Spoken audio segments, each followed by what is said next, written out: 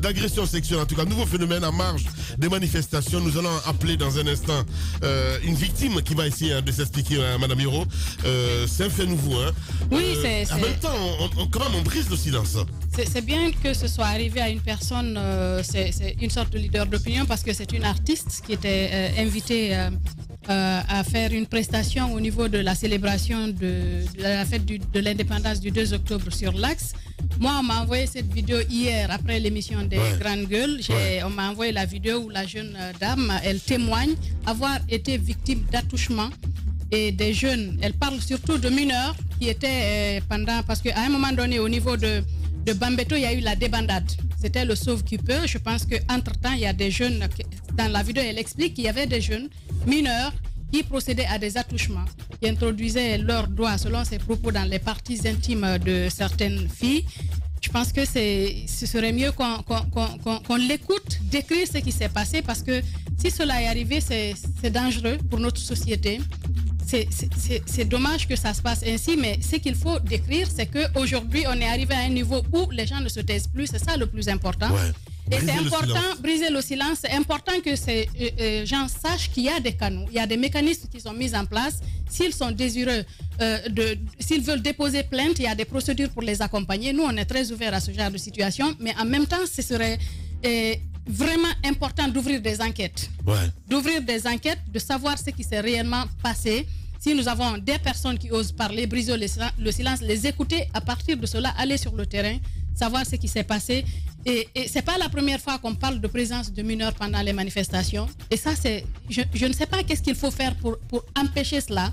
Parce que je me dis qu'il y a eu des cas où des personnes sont tombées qui n'ont pas 18 ans. Il y a eu des cas, vous voyez des jeunes qui viennent barrer la route, vous les regardez, vous vous rendez compte qu'ils ont moins de 10 ans, ou bien quelquefois qu'ils sont 10, 11, ils sont 10, 11 ans. Ils peuvent faire des choses parce que on dit le plus souvent que le comportement de l'enfant est immoral en quelque sorte. Il ne sait même pas de quoi, parce qu'il n'est même pas majeur. Il y a des choses dont on ne peut pas lui reprocher. Ce qui fait que même si on prend certains enfants au niveau du tribunal pour enfants, on ne peut pas les mettre en prison. Ça dépend de la procédure.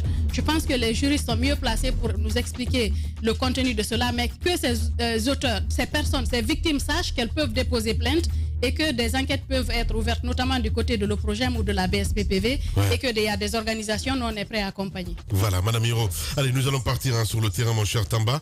Cette victime, elle est en direct ce matin chez les GG. Bonjour et bienvenue sur Espace. Bonjour. Voilà, bienvenue. Merci Queen F. Je rappelle que vous êtes artiste et que vous avez témoigné d'abord, Moussa Hiro l'a dit, sur votre page Facebook. On ne va pas aller plus loin. Dites-nous tout simplement ce qui s'est passé. Racontez-nous votre expérience de ces attouchements et de ces agressions sexuelles tout simplement dont vous vous êtes fait l'écho sur votre page hier. Ok, en fait, je vais être un peu brève et directe, quoi. En fait, moi, j'étais allée pour une prestation. À la base, je devais être sur scène. Allô? Oui, vous êtes à l'antenne. Allez-y. Ah, ok. Moi, je devais être sur scène et tout. Bon, comme vous connaissez un peu comment ça se passe chez nous, les artistes, en général, on reste en retrait et c'est l'équipe qui s'en va sur le terrain pour voir un peu comment ça se passe et à quel moment il faut aller sur scène, qu'est-ce qu'on doit manger et tout, machin. Donc, c'est ce qui se passait. Moi, on m'a mis un peu à l'écart, donc je suis restée à attendre un moment et après, on est venu m'annoncer qu'il y aura plus de prestations parce que la scène a été prise d'assaut par les jeunes et tout. Donc, on a décidé de faire marche arrière, de rentrer à la maison. Mais en fait, vu qu'il y avait une pléthore de monde et on pouvait pas prendre la voiture, donc on a pris une moto, mon manager et moi. Alors, le reste de l'équipe, ils se sont débrouillés. Et là, c'est au retour, en fait, vers, je sais pas si c'est T7, T5 ou T6. En tout cas, c'est le rond-point, je crois, qui descend sur Kisoso. Donc, on était là, on est tombé en panne, mon manager et moi. Et non, avant d'arriver là-bas, en fait, sur Anco 5 d'abord, on est tombé sur des jeunes qui étaient là, ils étaient excités et tout. Il y a eu, vous voyez la voie, en fait, vous voyez la voie qui quitte Lambani pour aller vers Sangoya.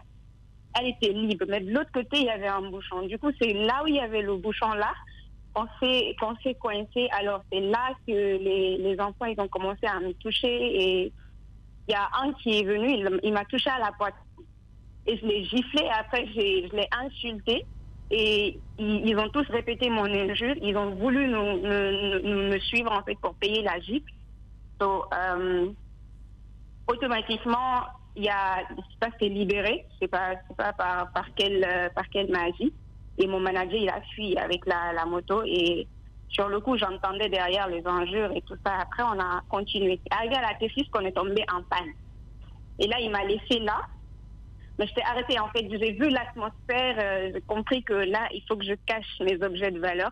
Donc, j'ai pris mon téléphone. Je ne l'ai même pas mis dans ma poche. En fait, je l'ai foutu dans le pantalon, quoi. Et j'ai bien attaché la ceinture et je suis restée arrêtée. Je l'ai attendu qu'il aille chercher un mécanicien pour la moto. Et c'est là, en fait, j'ai vu carrément les jeunes, en fait, dès qu'il y a une fille qui passe et que tu portes une jupe ou un pagne, quelque chose du genre, ils te foutent la main là-dedans, quoi. Et là, j'étais arrêtée, en fait, je pouvais rien faire, je pouvais rien dire parce que personne ne parlait, personne ne faisait rien du tout. J'étais genre choquée, quoi. Après, quand mon manager il est arrivé, je lui ai rien dit parce que déjà il était hyper stressé par ce qui se passait. Il avait peur pour ma sécurité. Je voyais que c'était compliqué avec la moto et tout. Donc je lui ai rien dit sur ce que j'avais vu. Je lui ai rien dit sur les traumas. Alors je suis rentrée à la maison. J'ai pas pu dormir de toute la nuit. Et dès le matin, j'ai fait la vidéo, quoi. J'ai dit ça là, il faut que je parte. C'est en fait un grosso modo comme ça. D'accord. Alors Moussaïro parlait tout à l'heure de jeunes qui n'avaient pas nécessairement atteint la majorité. Dites-nous, parlez-nous justement de cela. Qu'est-ce que vous avez observé? De qui s'agissait-il précisément à regard de vue? En fait, c'est vraiment des enfants, en fait. C'est des petits garçons de rien du tout. C'est des enfants, en fait. C'est tout ce que je peux dire. L'âge, en fait, si moi je dois donner un âge, ça doit varier entre 13 jusqu'à 16 ou 17. Mais ça ne peut pas dépasser là-bas. C'est des enfants. Alors, après ce que vous avez vécu, est-ce qu'aujourd'hui, vous avez décidé de porter plainte contre ISK? Parce que c'est aussi possible. C'est vrai que je ne sais pas si vous pouvez identifier ces personnes, parce que j'imagine dans la foule, c'est difficile, mais est-ce que vous avez décidé de porter plainte contre X? Oui, j'ai décidé de porter plainte contre X. Pas plus tard que ce matin, j'appelais une amie et je lui ai demandé si elle connaissait un avocat qui pourrait m'accompagner dans cette démarche-là. Parce que moi, j'ai bien l'intention d'aller plus loin que ça, quoi. Mais je me sens un peu responsable, un peu concernée. Je sais pas trop comment je vais expliquer ça. Non, vous n'êtes en aucun cas responsable du fait qu'on vous ait touché, madame.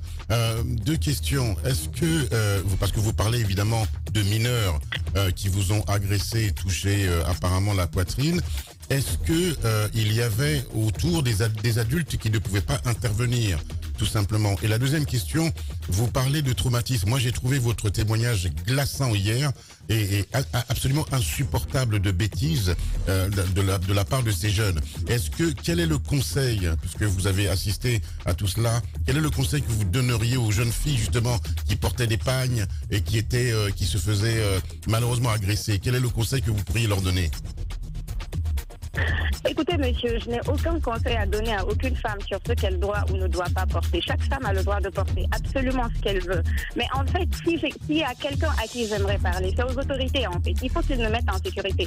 Il faut qu'on soit en sécurité partout où on est, quel que soit ce qu'on porte.